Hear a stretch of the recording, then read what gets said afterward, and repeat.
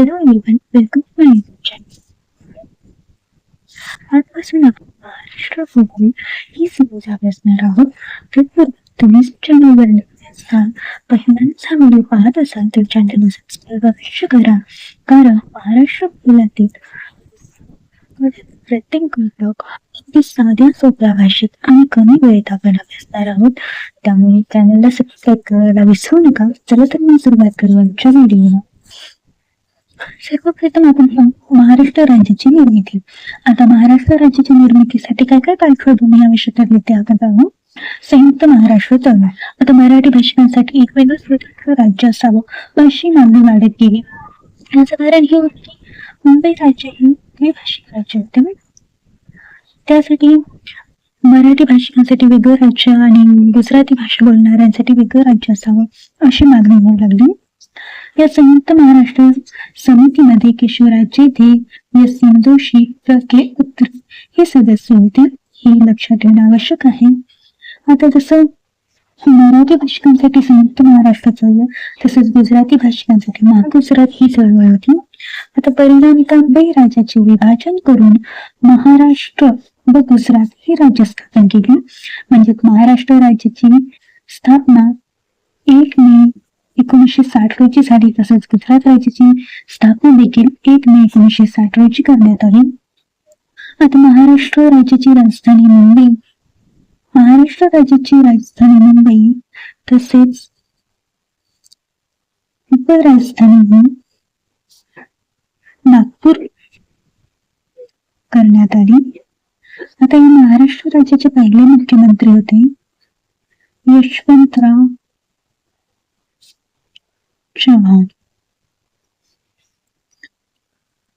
हे महाराष्ट्र राज्याचे पहिले मुख्यमंत्री. महाराष्ट्र राज्याची स्थापना झाली 1 मे 1960 ला. 1 मे हा आपण कामगार दिन म्हणून देखील साजरा करतो. महाराष्ट्र दिन. महाराष्ट्राची जुनी काही नावे होती, जसे महाराष्ट्राला प्राचीन काळी राष्ट्र, दंडकारण्य, अपरांत, विदर्भ, मूलक, उस्माका, कुंतल या वेगवेगळ्या नावांनी महाराष्ट्राला ओळखले जायचे. तसेच जैन आणि बौद्ध साहित्यात महाराष्ट्राला महाराट असे म्हटले जायचे. म्हणजे महाराष्ट्राला महाराष्ट्र हे नाव देण्यापूर्वी महाराष्ट्राला वेगवेगळी नावे होती, जसे की राष्ट्र, दंडकारण्य, अपरांत, विदर्भ, मूलक, अस्माका, कुंतल, महाराट ही नावे होती. परंतु ही नावे कोणत्या तरी जातीवरून, धर्मावरून महाराष्ट्राला देण्यात आली होती. तर महाराष्ट्राला महाराष्ट्र नाव कोणी दिले हे आपण पाहू.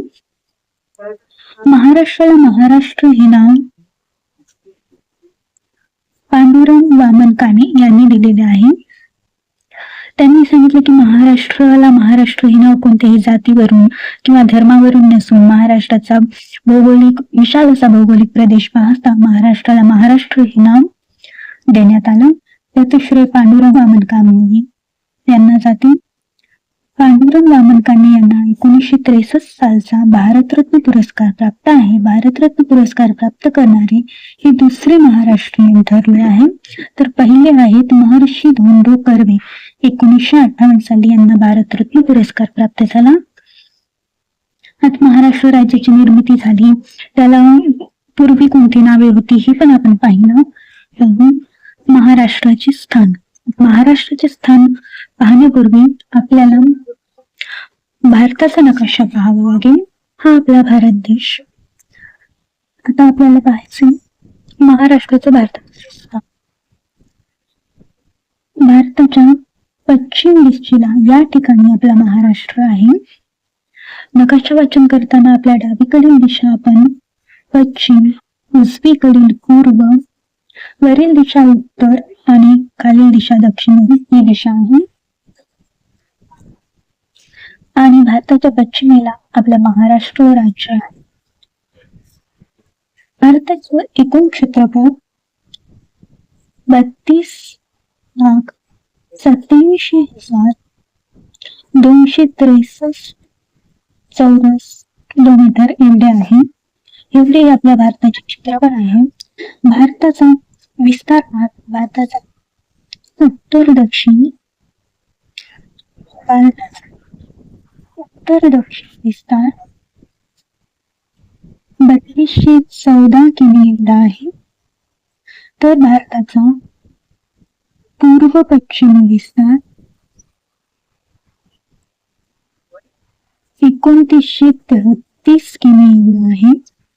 भारताचा पूर्व पश्चिम उत्तर दक्षिण विस्तार आपण पाहिला. तर या पूर्व पश्चिम आणि उत्तर दक्षिण या विस्तारात आपल्या महाराष्ट्राचं स्थान हे मध्यवर्ती आहे. या दोन रेषा इथे छेदतात. तर इथे महाराष्ट्रातील जो जिल्हा आहे तो आहे नागपूर. नागपूरला आपण 0 मैल म्हणतो. प्रभावानुसार भारत हा जगात 7व्या क्रमांकावर आहे. दुसरा आहे कॅनडा. तिसरा देश आहे चीन. चौथा देश आहे अमेरिका. पाचवा देश आहे ब्राझील. सहावा देश आहे ऑस्ट्रेलिया.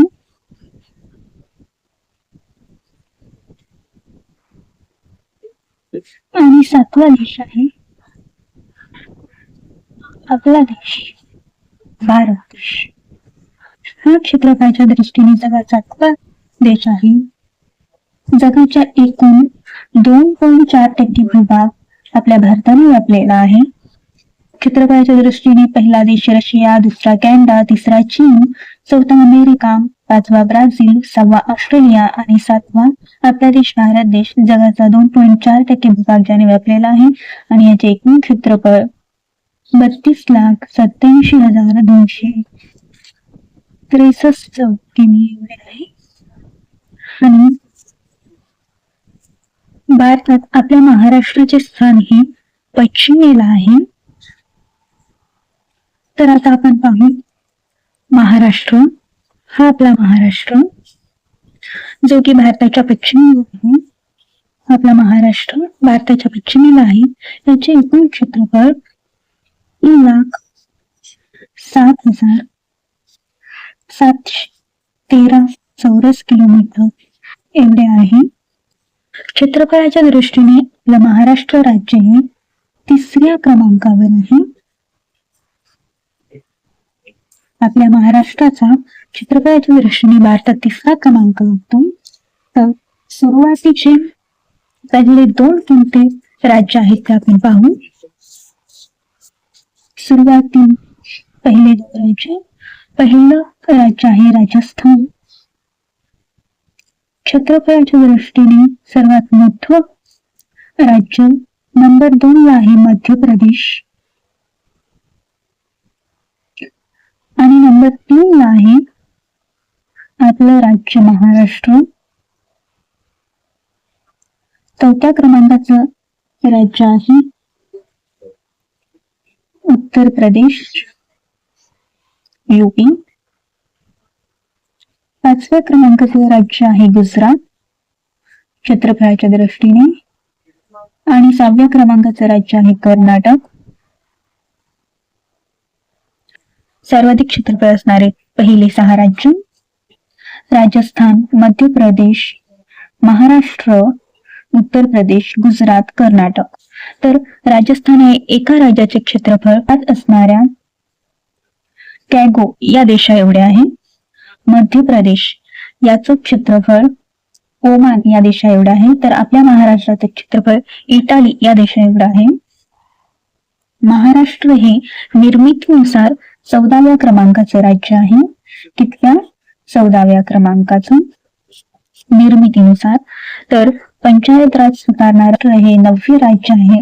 तर सुरुवातीचे 8 राज्य कोणती याचं उत्तर तुम्ही मला कमेंट बॉक्स मध्ये द्यायचं आहे.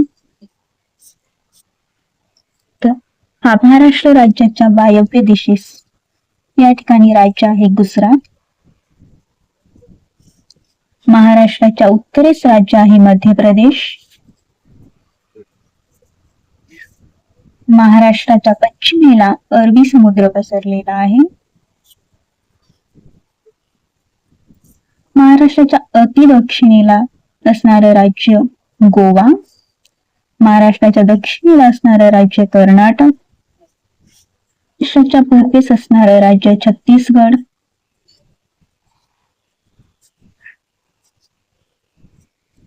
महाराष्ट्राच्या आग्नेयेस राज्य आहे तेलंगणा.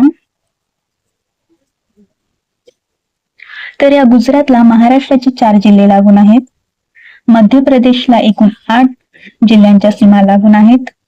छत्तीसगडला 2, तेलंगणाला 4, कर्नाटकला एकूण 7 जिल्ह्यांच्या सीमा लागून आहेत. तर गोव्याला फक्त एकच जिल्ह्याची सीमा लागून आहे.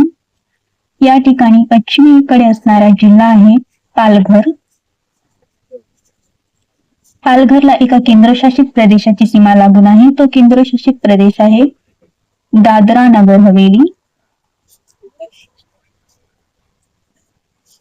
अशा प्रकारे महाराष्ट्राला एकूण 1, 2, 3, 4, 5, 6 राज्याच्या आणि एका केंद्रशासित प्रदेशाची सीमा लागून आहे.